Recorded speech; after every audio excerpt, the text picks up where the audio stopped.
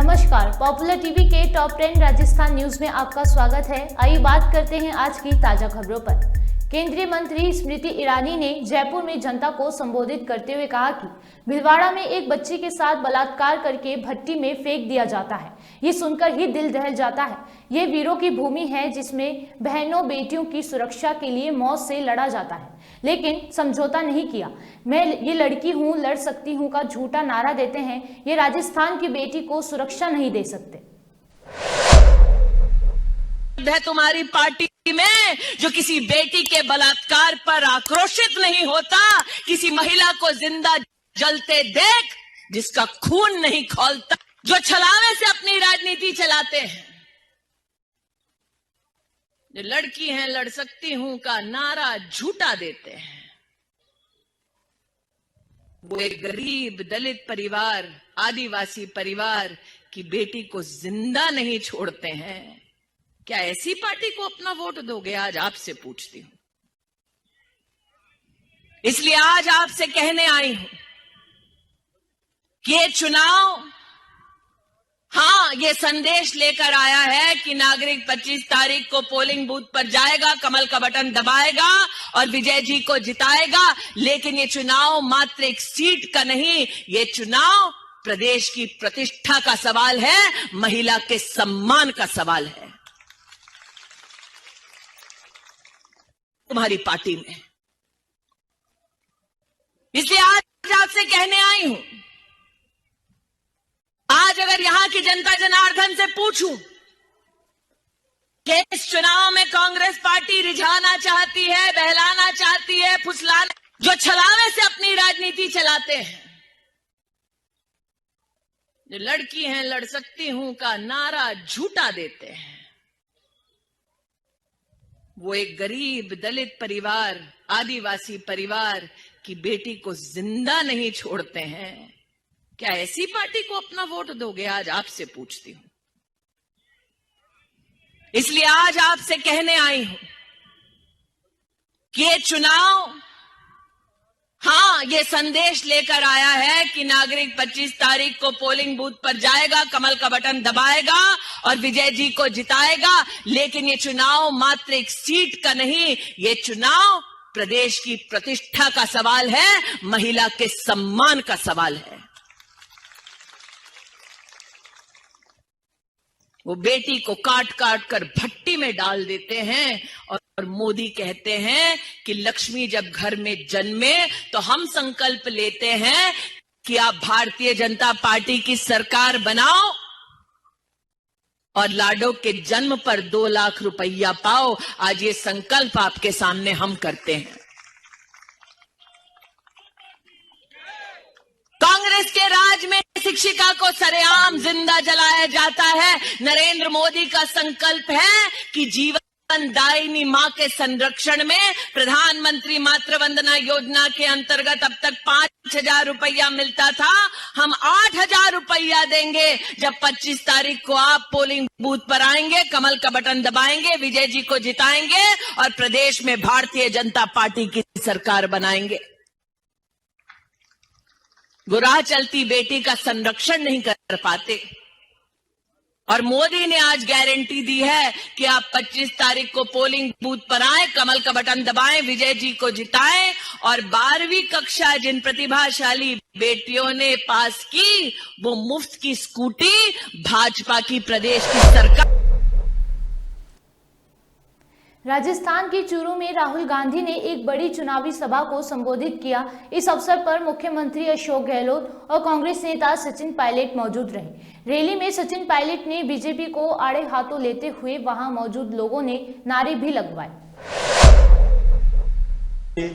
मंच पर उपस्थित हमारे उम्मीदवार लोकप्रिय किसान नेता बुढ़ानिया साहब, कृष्णा पूनिया जी, रफीक मंडेलिया जी, मंच पे जिलाध्यक्ष महोदय, सभी नेतागण, आज इस चुनावी सभा में मौजूद सभी किसान भाइयों, नौजवान दोस्तों, आदरणीय बुजुर्गों, माताओं, बहनों और प्यारे बच्चों, आप सब जानते हो 25 तारीख को राजस्थान में आप सब लोगों को एक नई सरकार का चुनाव करना है।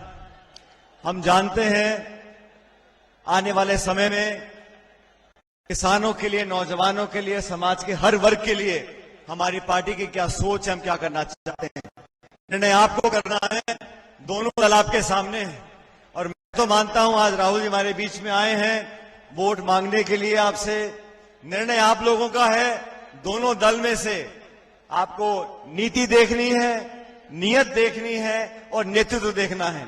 और मैं मानता हूं कांग्रेस पार्टी की नियत बेहतर है, कांग्रेस पार्टी की नीति बेहतर है और कांग्रेस पार्टी का नेतृत्व बेहतर है। इसलिए आप सब लोगों से मेरा निवेदन है, 25 तारीख को वोट पड़ेगा और यहां पर चुनाव, मैं समझता हूं यहां पर चुनाव जनता लड़ रही है, इसलिए कांग्रेस को प्रचंड बहुमत मिलेगा और 30 साल से जो नहीं हुआ राजस्थान में वो इस बार होगा और कांग्रेस पार्टी की सरकार दोबारा बनेगी। ये लोग जो आपस में टकराव की राजनीति करते हैं, पाखंड की राजनीति करते हैं, झूठे वादे करते हैं, उसकी तुलना आप लोग कांग्रेस पार्टी से कीजिए। हमारी पार्टी का शीर्ष नेतृत्व आपके सामने आया है आज हमारे में हमें देरी हुई है, हम क्षमा चाहते हैं। मैं ज्यादा समय नहीं लूंगा लेकिन इतना आवेदन आपसे जरूर करूंगा, ये चुनाव आने वाले 5 साल की दिशा और दशा तय करेगा। ये चुनाव राजस्थान के भविष्य को तय करेगा। आप लोगों को इतिहास देखना है, नेता देखनी है, नीति देखनी है। और आज बुढ़ानिया जी हमारे बहुत पुराने नेता हैं, हम लोग संसद में काम कर चुके हैं और दशकों से इन्होंने सब लोगों को साथ लेकर काम करने का, आगे बढ़ने का काम किया है। जो उनके सामने चुनाव लड़ रहे हैं वो उनको यहां पे आना नहीं था, वो ये सोच के आए थे कि चुनाव आसान हो जाएगा, अब यहां पे आके फंस गए, अब उन्हें पता नहीं पड़ रहा क्या हो रहा है। इसलिए मैं आपको एक लाइन बोलता हूं, भाजपा को कर दो गुल और कांग्रेस के डब्बे फुल। आप सब लोग दोनों हाथ खड़े करके कांग्रेस पार्टी के पक्ष में हमें अपना समर्थन दें। मैं पुनः राहुल गांधी की धरती पर कोटा उत्तर से कांग्रेस के टिकट पर चुनाव लड़ रहे शांति धारीवाल की बहू एकता धारीवाल के भाषण का एक वीडियो वायरल हो रहा है। इस वीडियो में अपने ससुर के लिए वोट मांगते हुए कह रही हैं कि टाइगर अभी जिंदा है और शेर कभी जवानी नहीं छोड़ता है। कोई डरने और चिंता करने की बात नहीं है। आधी रात को फोन करोगे एकता धारीवाल आएगी पहले बचाने के लिए।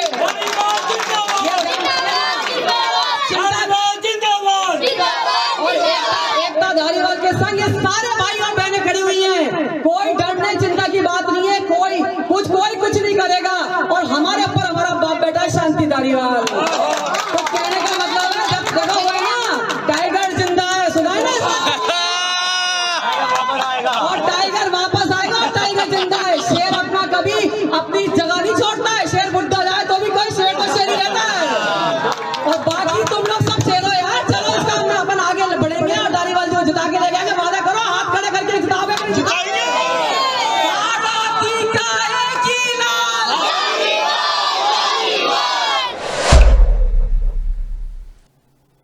राजस्थान विधानसभा चुनाव को लेकर बीजेपी की ओर से जारी किए गए घोषणा पत्र पर मुख्यमंत्री अशोक गहलोत ने पहली बार प्रतिक्रिया दी है। सीएम अशोक गहलोत ने कहा कि बीजेपी के घोषणा पत्र में कुछ भी नया नहीं है। कांग्रेस की 7 गारंटियों के साथ साथ हम भी बीजेपी पर भारी हैं। साथ ही गरीब परिवार की महिलाओं को 450 रुपए में रसोई गैस सिलेंडर देने के बीजेपी के वादे पर गहलोत ने तंज कसते हुए कहा कि केंद्र सरकार को 450 रुपए में एलपीजी सिलेंडर की भी घोषणा करनी चाहिए। नयापन तो है नहीं, मेरे हिसाब से तो उन्होंने होमवर्क भी नहीं किया, क्योंकि जो स्कीमें हमारी लागू है ऑलरेडी या लागू होने की गारंटी दी है, उसी को घुमा फिरा के दिखा गया है। बहुत ही निराश किया जनता को भी, और कोई दम नहीं मैनिफेस्टो के अंदर। इसलिए मैंने कहा होमवर्क कम किया दिखता है। ये 450 में सिलेंडर पे आ गए हैं सर, तो केंद्र सरकार को भी आना चाहिए। हमारे दबाव में केंद्र सरकार ने 200 रुपये कम किए पहले,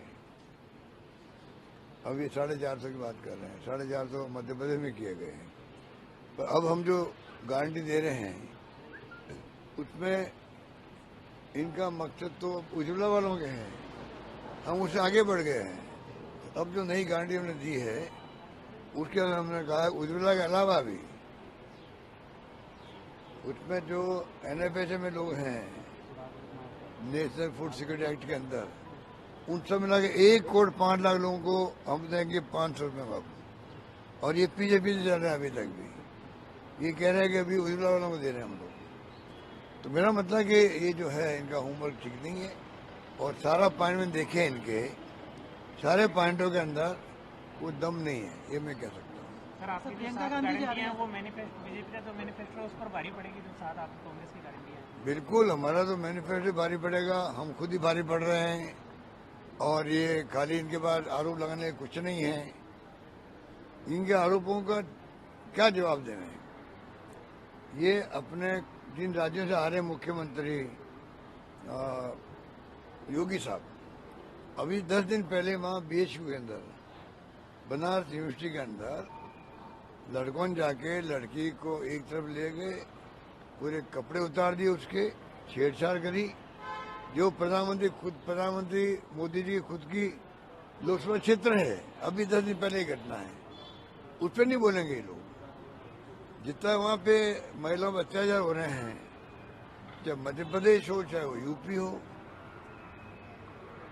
उसकी चर्चा नहीं करेंगे। अगर इक्का दुक्का घटनाएं हुई है तो होती है, सब जगह हुई है, मैं स्वीकार करता हूँ, पर हमने कार्रवाई की है ना।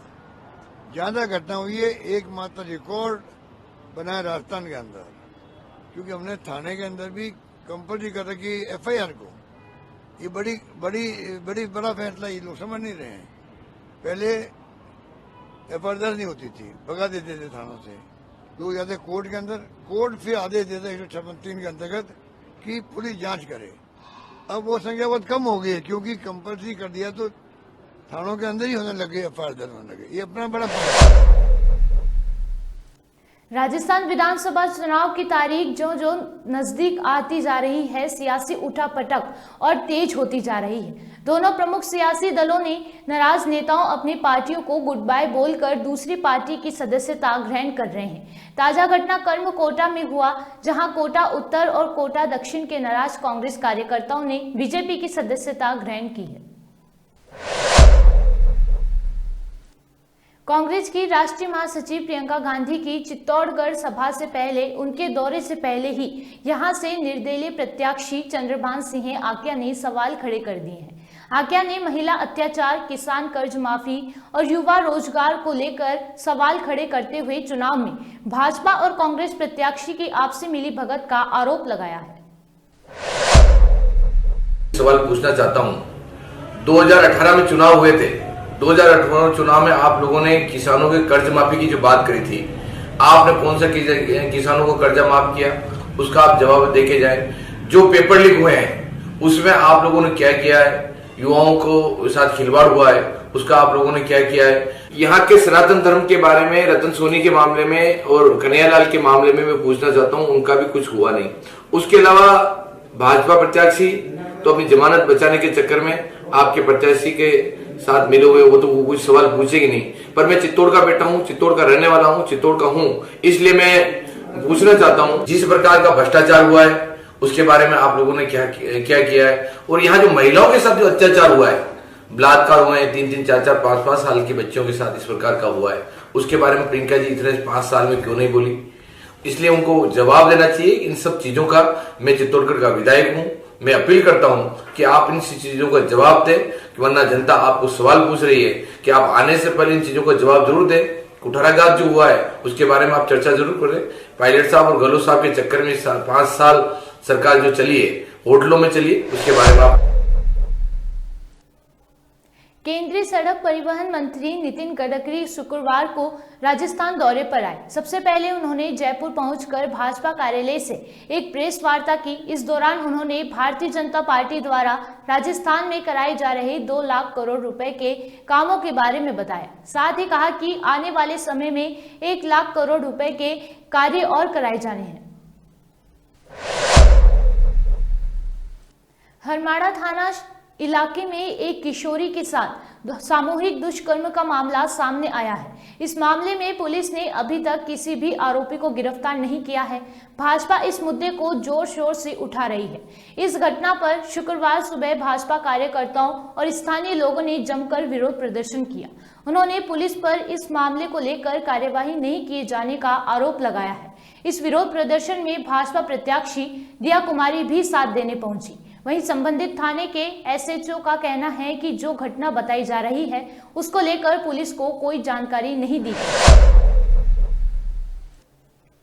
राजस्थान विधानसभा चुनाव 2023 में औसत मतदान प्रतिशत को 85% तक बढ़ाने के लिए निर्वाचन विभाग तैयारी में जुटा है।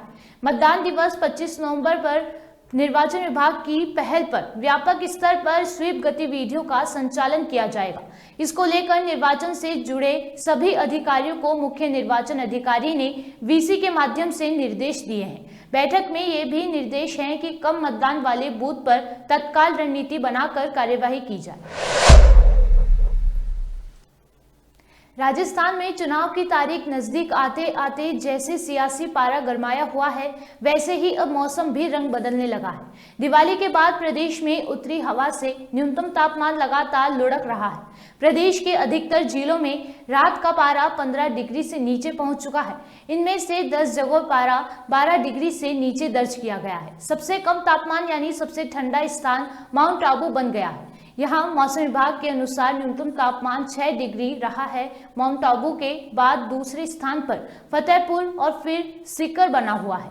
जयपुर में न्यूनतम तापमान 13.8 डिग्री दर्ज किया गया है। मौसम विभाग के अनुसार अगले 24 घंटे में रात के तापमान और अधिक गिरावट दर्ज की जा सकती है। राजस्थान टॉप 10 न्यूज में आज के लिए सिर्फ इतना ही। देखते रहिए पॉपुलर टीवी। धन्यवाद।